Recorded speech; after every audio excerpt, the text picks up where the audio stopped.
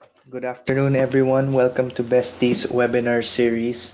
That's Beltran Tarog Investment Education Series. Don't forget to send in your questions through the side panel. Questions will be answered during the Q&A, and if there's not enough time, I will do my best to answer via email. Join the growing Facebook community, join our daily contests, get the latest market news and updates. And let's begin with episode 23. IPOs, participate or avoid with me, Marc Tarog. So good afternoon once again, everyone. Uh, this is Marc Tarog, Business Development Officer for FirstMetroSec. I'm the guy on the left imitating my idol, the thinking man. Welcome to FirstMetroSec Besties again. That's Beltran Tarog Investment Education Series, episode 23. IPOs, participate or avoid. We hope you took the time over the last few weeks to open an account free if you are a Metrobank or PS Bank account holder, student, or OFW. For those that haven't yet, you can start saving and investing with First Metrosec by opening an account in 3 easy steps. Step 1, visit www.firstmetrosec.com.ph and click Open an Account. Step 2, complete the online registration form, and when asked, how did you learn about us? Please click Seminar or Event and type Besties. If you do this, we'll know that you tuned in, and we'll be able to make sure that you are taken care of. And last step, step 3, upload your 3 documents, namely sheet of bond paper with valid ID signed thrice, proof of bank account, and proof of any address. After uploading, you will be done. Congratulations. In a couple of days, you will have your very own online trading account. So once again, our topic for today is IPOs, or initial public offering, participate or avoid. And through this webinar, we will try to answer the following questions. What is an IPO? How to know if you should invest in an IPO? And if you decide to, how do you participate in an IPO? Okay, so what is an IPO, or initial public offering? An IPO, or initial public offering, refers to an event wherein a private company or corporation offers new shares of stock to the public for the first time for the purpose of raising money to use for business operations and expansion. So here we see the transaction. Investors will invest money, and in exchange, they will receive shares from this uh, corporation. The money will be used to pursue the projects, expansion, etc. Once the company makes money from pursuing said projects, they make profit, and it will be returned, value will be created, and it will be returned via capital gains or increase in the share price or dividends or a combination of both. Okay.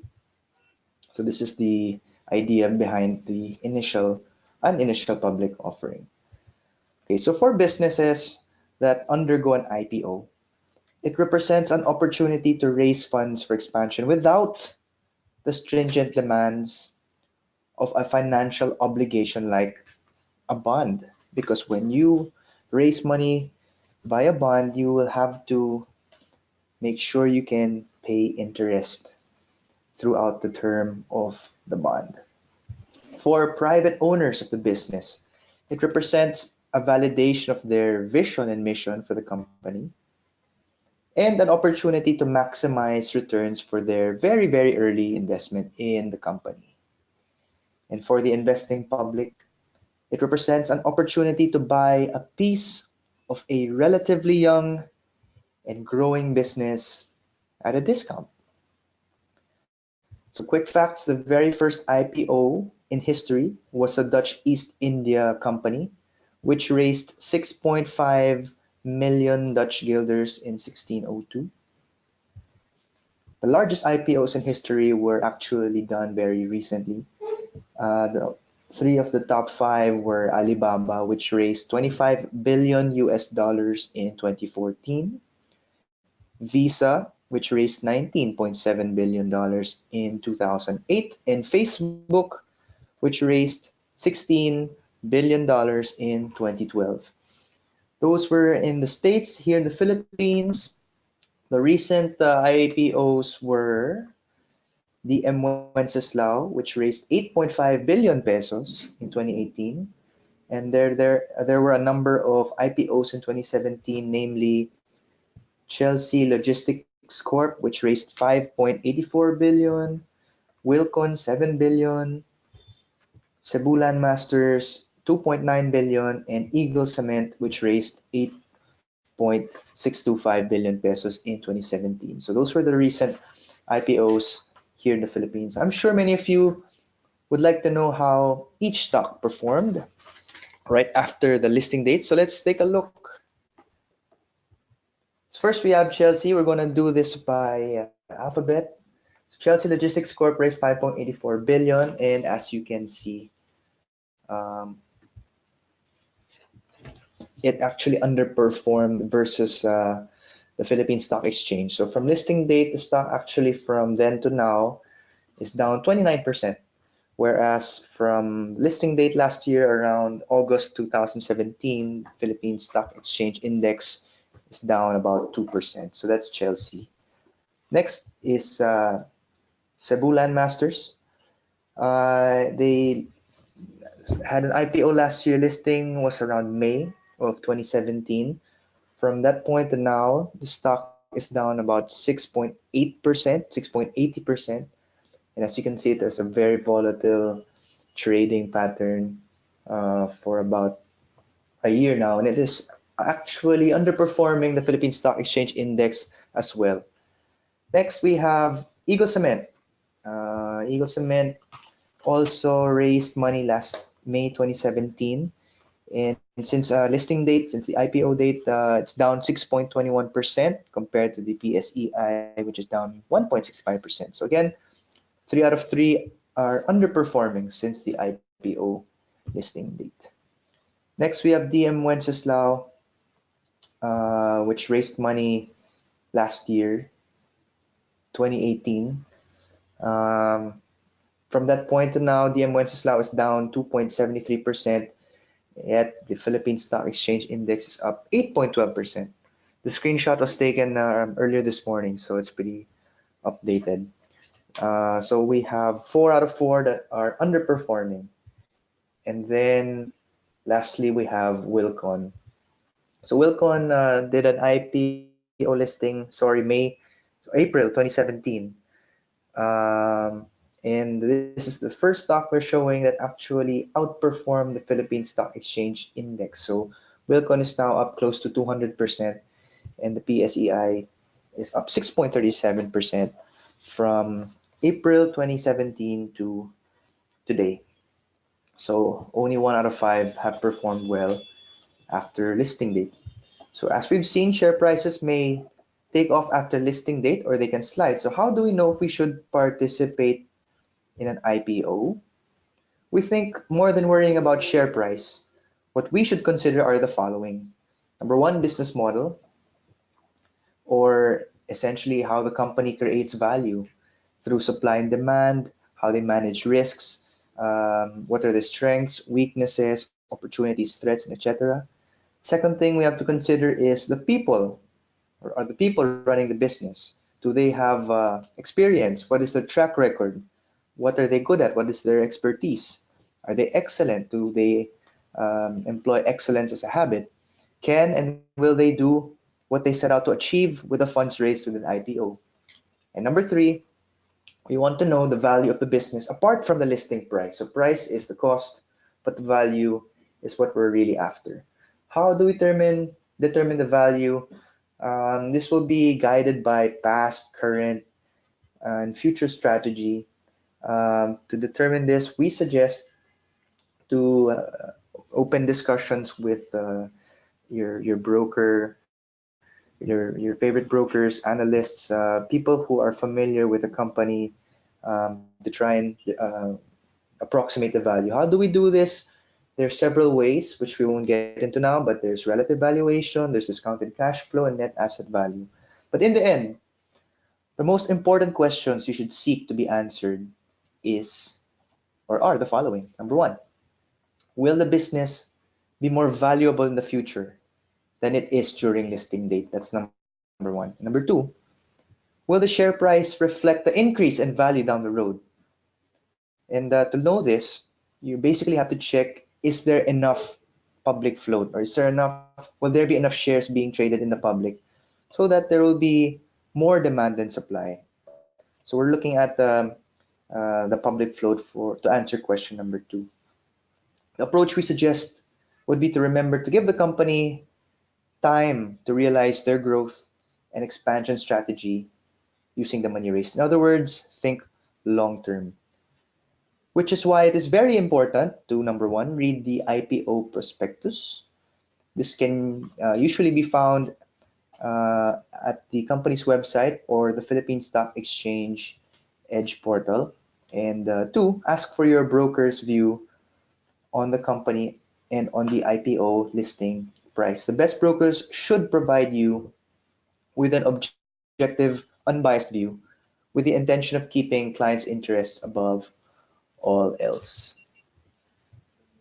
There was a recently concluded IPO KPPI, kept well property, which raised 386 million pesos today on the first day of trading on the secondary market.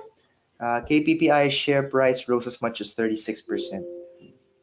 So there are actually two more IPOs on the horizon, and there was news this afternoon that they both were given approvals by the Securities and Exchange Commission to proceed with the IPO. And those two companies are Axelum Resources Corp and All Home. Okay. If you're interested in finding out more about these companies who are about to go public, we suggest to get to know the business, the people running the business, and the value of each business. Now, if you decide to participate in an IPO, how do you do it? First, if you are a registered qualified buyer, you can participate during the roadshow or book building. But if you're not a registered qualified buyer, you will be a non-quib. You can participate during the public offer period. How do you know if you're a registered qualified buyer? Well, you would have to have an annual gross income of 10 million, at least 2 years prior to the IPO. You would have to have a net worth of more than 30 million. You should have substantial experience in trading securities, not just stocks, but bonds as well. You should be registered with the SEC. Excuse the typo there. And if you are a qualified investment buyer, all you have to do is start the conversation with your broker. If you are a retail investor or non-quib, you have two options. First is through the FirstMetroSec online trading platform. So how do you actually participate in an IPO? Simply look at the main tab here and click subscriptions. If you click subscriptions, you're going to be redirected to the corporate actions page where the IPO company will be shown and you will have the option to participate. Note that your account must be funded before making a bid to participate in the IPO. Since there are IPOs where there was more demand than supply of shares, brokers will usually award you shares on a best effort basis. So this is the first option, going through your broker. Option two is to go through the Philippine Stock Exchange's local small investors program. You can participate through the LSI or local small investors program by typing ec.pse.com.ph. The LSI program allows those with less than 100,000 pesos to participate in IPOs. To learn more on how to participate through an LSI, visit the PSE Academy website to go through the steps in participating for the LSI program. All right, that's it. This has been your bestie Marco. Thanking you for tuning in. If you'd like to get to know more about us, please visit our website, www.firstmetrosec.com.ph. Please like us on Facebook and join our official Facebook group. Do follow us on Twitter and Instagram. And that's a wrap for this latest episode of FirstMetroSec Besties, episode 23, IPOs, Participate or Avoid. Thank you.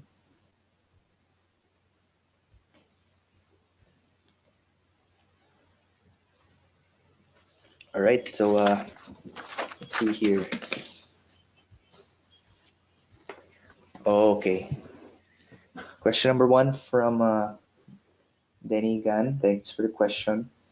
How did I make those charts that show or compares the company's share price with the PSEI? Uh, you can access this through the interactive chart. You will see an icon up top beside the indicators. It looks like a justice symbol. That means to add another stock to compare. Then when it pops up, you can just simply nominate what stock, or if you want to compare to the PSEI, just type it. It will show, and then you can adjust the time frame to see um, the performances over time. Okay. Question number two from Jonas Hipos. Do we already have specific dates for those IPOs? And what are the prices? Okay, so for Axilum, we know that the company will offer it at most 6.81 pesos per share, but the final price will be announced on September 5. After September 5, the public offer period will begin. For All Home, we're still waiting and monitoring, but once there are updates, please do check in via our social media outlets for more information.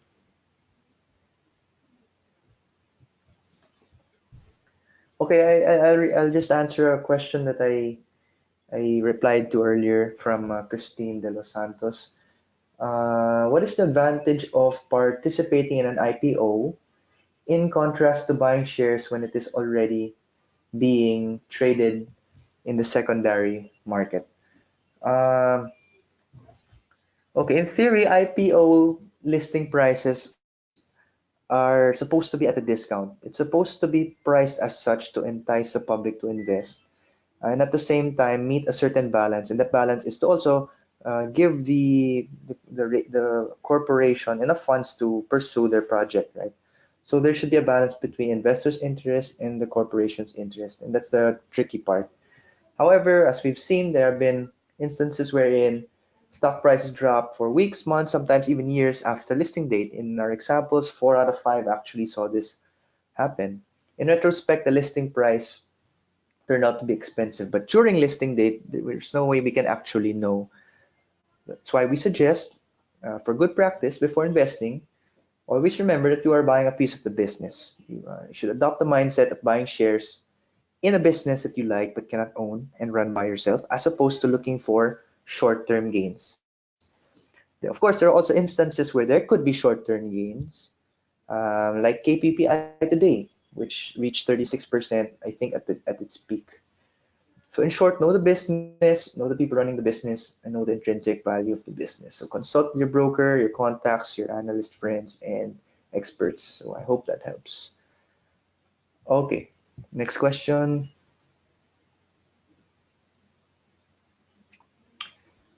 Um, okay, let's pick a question.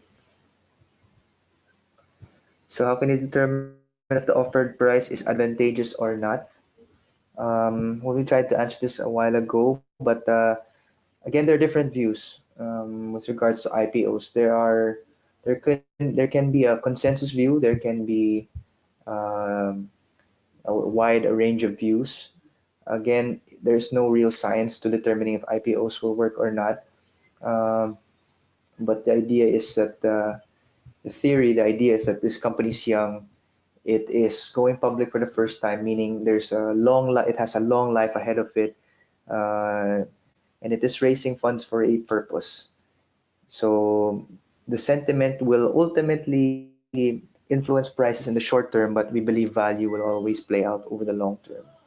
So if you are looking for short-term gains, it may be risky, but if you're looking for value over time, over the years, then of course we suggest to participate in IPOs of companies that you really, really like. Okay, how will we know if the IPO price is not expensive? You can do several things. You can compare um, You can compare the price to earnings per share ratio, price to book value per share ratio, both with similar competitors or with the general industry. Your broker, your analyst broker should be able to give you a view of uh, of the valuation of the IPO. Do you release recommendations for these IPOs for your clients? Actually, they are not for general circulation. But the analysts will always be willing to give you a verbal view. There are research reports, but they are very limited in scope. So um, this is part of some regulatory limitations that we're trying to follow, but there is written literature for this. But we suggest you start with the prospectus. The prospectus is done by the company and the underwriter, the entity that is assisting the company in issuing shares for the first time. So from the prospectus, a broker will try to analyze and give an unbiased opinion. Of course, the prospectus is created for the purpose of trying to raise funds. So there could be a view expressed there that may seem better than what's actually happening. So it's good to take in several views with regards to assessing if an IPO will be a good deal to participate in. Okay. If I can't participate in a roadshow or yeah, the book building period, what should we need to look for in the prospectus of an IPO so as to know in some way if we should participate or avoid it? Well, simply put, do you understand the business? Do you like the business? Does the business model make sense to you? Do you think this business will expand or will it contract or will it need time to execute its plans? You should look, what else should you look out for in the prospectus? Um, what is the history of the company? Has it been able to consistently increase its sales, its operating margins, its net income, bottom line? Are they able to keep their ratios, financial ratios? So by my answers, I'm sure you can tell that you should have some understanding of analyzing a business. And the question is really if it can um, perform the way it expects to perform using the funds they're raising. So um, that's what you try to look for in the prospectus, and then you compare that with an objective view to see if they can actually do it. So that would be our answer. Okay, we have time for just maybe one more question. Okay.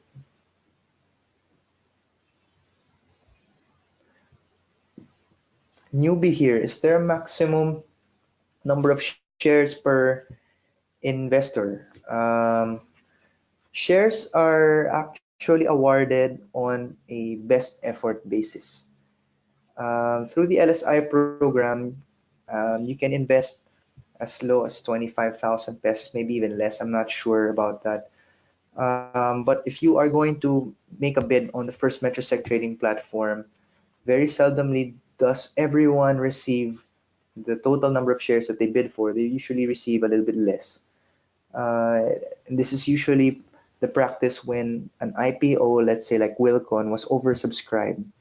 The idea there is that the build program of the government would really support and boost Wilcon. Houses would be built, materials would be needed, so there would be demand for the product, and therefore there was demand for the shares.